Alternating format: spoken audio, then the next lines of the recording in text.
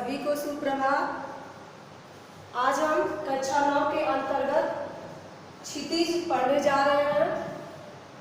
आपके पहले पाठ का नाम है कबीरदास। कबीरदास पाठ प्रारंभ करने से पहले हम कबीरदास के बारे में जान लें। कबीरदास कौन थे, इनका जन्म कहाँ हुआ था, इनके माता पिता का क्या नाम था। कबीरदास का जन्म सन 1398 ईस्वी में काशी में हुआ था।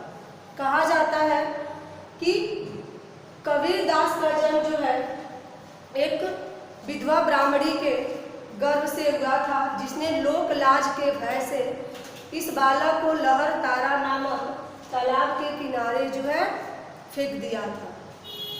वहीं काशी में नीरू और नीमा नाम के दो जुलाहे थे जो कहीं जा रहे थे और इनको जो है एक बालक के रोने की आवाज़ सुनाई दी। जब वो वहाँ गए तो उनको एक बालक के रूप में कबीरदास मिले।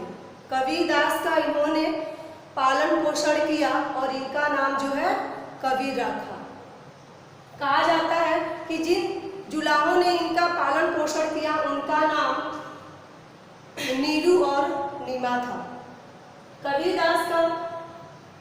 कबीरदास की पत्नी का नाम जो है लोई था तथा इनका एक पुत्र और एक पुत्री भी थी जिनका नाम कमाल और कमाली था।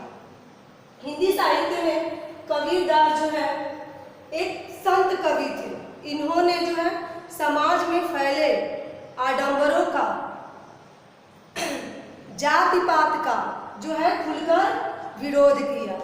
इनकी रचनाओं में जो है जप तप तीर्थ व्रत आदि का जो है खुलकर विरोध किया गया है। आज हम कबीर के बारे में जो है उनकी साखियों को पढ़ेंगे कि उनकी साखियों में उन्होंने अपने दोहों में क्या जो है हमें मार्गदर्शन दिया है।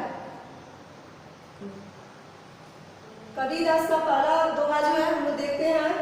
मान सरोवर सुभरजन हंसा पल कराय, मुक्ता फल मुक्ता चुगई अब उड़ी अनंत न जाए।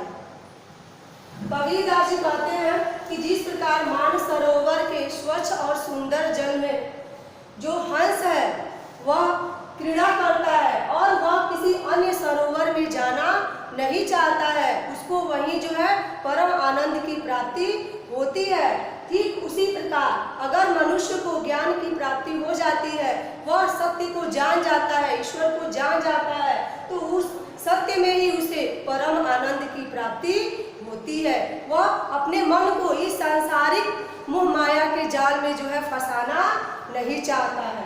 इस दोहा का यही अर्थ है कि मान सरोवर सुभरजन हंसा पल कराय, मुक्ता फल मुक्ता चुगे अब उड़ी अनंत न जाए।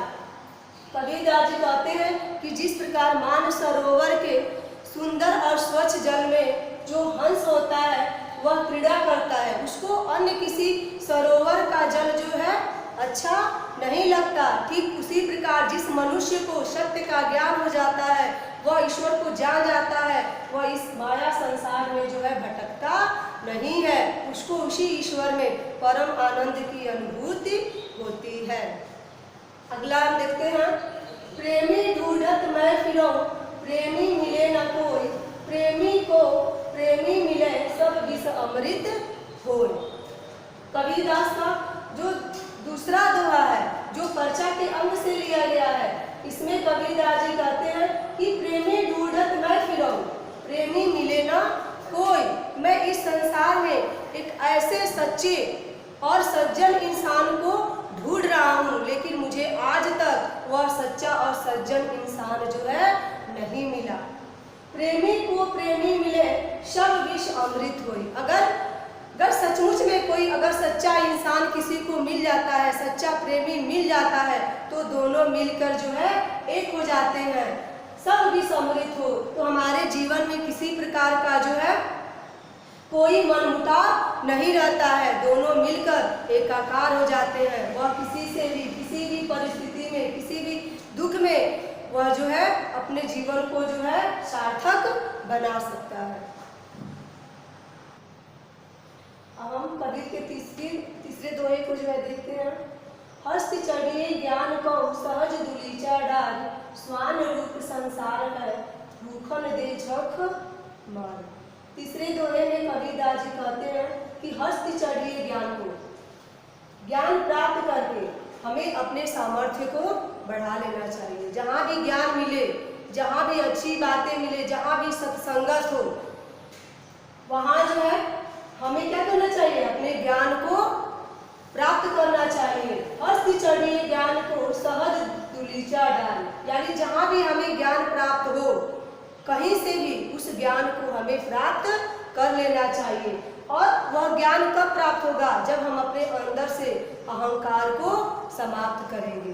जब हम अपने अंदर से अहम भाव को समाप्त कर और उस ज्ञान को ग्रहण करेंगे, तभी जो है हम वास्तव में अपने सामर्थ्य को बढ़ा पाएंगे। सहज दुलीचा डाल, सहज दुलीचा डाल मतलब जहाँ भी ज्ञान प्राप्त करने को मिले, वहाँ प्रेम भाव से बैठकर उस ज्ञान को जो है ग्रहण कर लेना चाहिए। श्वान रूप संसार है भूखन दे झख मार। यह संसार जो है कुत्ते की बात है, यानी आप अच्छा करेंगे तो भी वो भौंकेगा और बुरा करेंगे तो भी वो भौंकेगा। इसका मतलब यह है कि हमें संसार के किसी की भी बात का जो है परवाह नहीं करना चाहिए कि हमें संसार के लोग क्या कहेंगे। हमें जो अच्छा लगे, हमारे अंदर कि जो आत्मा जो कहे उसी को जो है करना चाहिए। जहाँ भी ज्ञान की प्राप्ति हो, वहाँ जो है अहम भाव त्याग कर हमें ज्ञान प्राप्त कर लेना चाहिए। अगला जो है, पाखा पखी के कारण सब जग रहा गुलाम, निरपक होय के हरि भजय सोई संत सुजान। आगे दोहे में कबीरदास जी कहते हैं कि हमें पक्ष और विपक्ष के चक्कर में नहीं पड़ना चाहिए। संसार और ईश्वर के बीच नहीं पड़ना चाहिए कि संसार है कि नहीं है, ईश्वर वास्तव में है कि नहीं है। हमें निष्पक्ष भाव से ईश्वर का जो है स्मरण करना चाहिए। निरपक होय के हरि भजय सोई संत सुजान। जो व्यक्ति निष्पक्ष भाव से ईश्वर का भजन करता है, वही जो है वास्तव में सज्जन व्यक्ति है।